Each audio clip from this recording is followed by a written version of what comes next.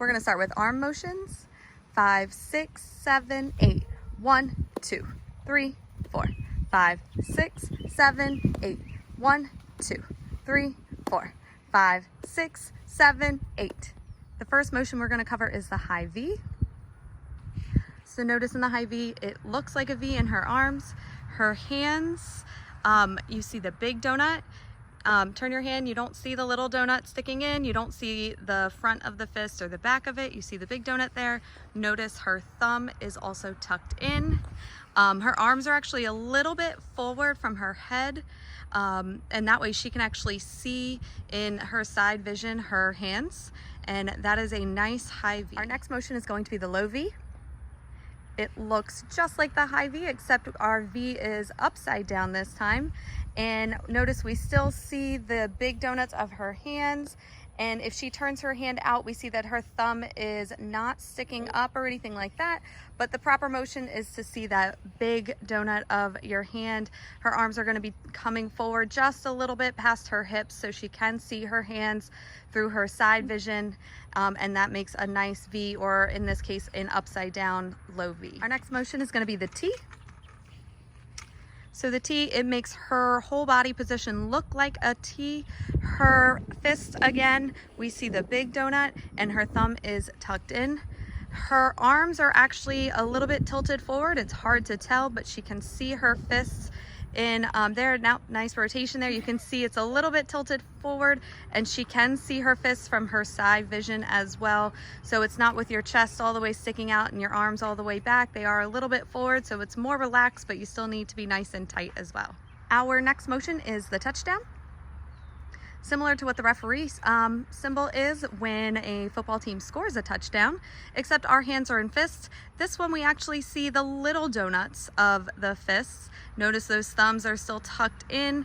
Her arms are pretty close to her ears, but not touching them. Her arms are like two parallel lines, and they are a tiny bit forward, but not super far forward or super far back, and it makes her basically one nice line in her whole body position. Our next arm position is the right L.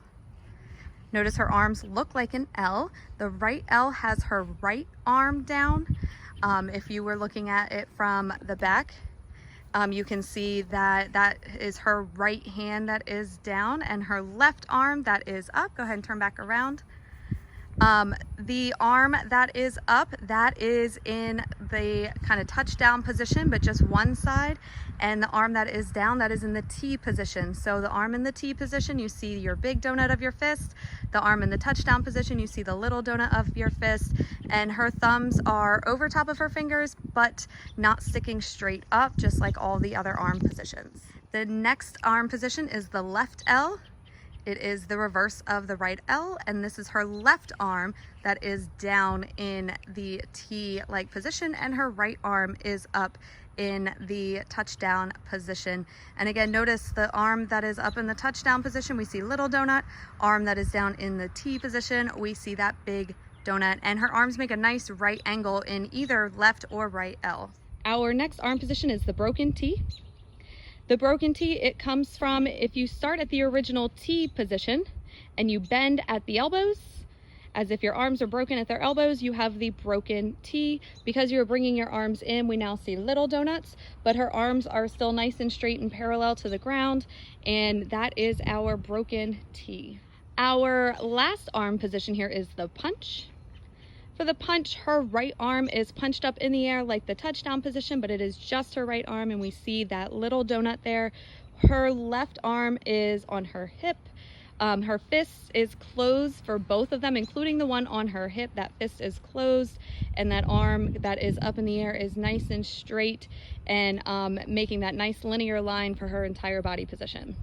And this is the punch. The last thing we're going to talk about is our claps. So when we clap, we want to make sure that our hands come together under our chin, because we still want to be able to see our faces and our smiles.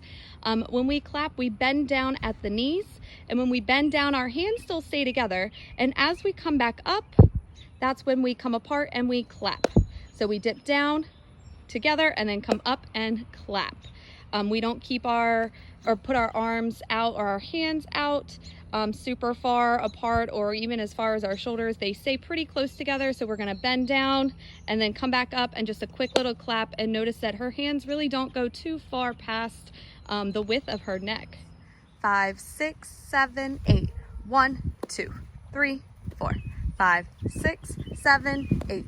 1, 2, 3, 4. 5, 6, 7, 8.